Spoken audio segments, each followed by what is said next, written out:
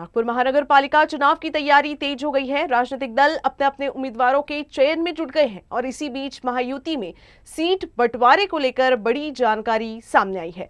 सूत्रों के अनुसार महायुति में सीट बंटवारे का फॉर्मूला तय हो गया है। इसके तहत भाजपा 120, शिवसेना 20 और एनसीपी 11 सीटों पर चुनाव लड़ सकती है। हालांकि इसको लेकर पार्टियों के बीच अभी भी निर्णायक बैठकों का दौर जारी है।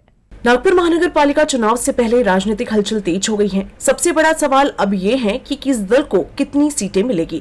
हजारों दावेदारों के आवेदन और साक्षात्कार की प्रक्रिया के बीच सियासी फोकस महायुति और महाविकास आघाड़ी की सीट बंटवारे के फॉर्मूले पर टिकिया है। गठबंधन में शामिल दल अपनी अपनी ताकत और पिछले चुनाव प्रदर्शन के आधार पर सीटों की दावेदारी कर रही है। सूत्रों की माने तो महायुति में सीट बंटवारे का फॉर्मूला लगभग तय हो गया है। इसके तहत भाजपा 120, शिवसेना 20 और एनसीपी 11 सीटों पर चुनाव लड़ सकती है। हालांकि ये अंतिम आंकड़ा नहीं माना जा रहा है, क्योंकि पार्टियों के बीच अभी भी निर्णायक बैठकों का दौर जारी है। राजनीतिक विशेषज्ञों का कहना है कि सीट बंटवारा न सिर्फ राजनीतिक समीकरणों को प्रभावित करेगा, बल्कि आगामी चुनाव में गठबंधन और विरोधी दलों की रणनीति को भी तय करेगा। पिछले चुनावों के अनुभव और मतदाता विवरण के आधार पर पार्टियां अब अपने उम्मीदवारों की सूची को अंतिम रूप देने में जुटी हैं। ऐसे में आने वाले दिनों में नागपुर की राजनीति में सीटों का ये बंटवारा सबसे बड़ा चर्चा का विषय बनेगा।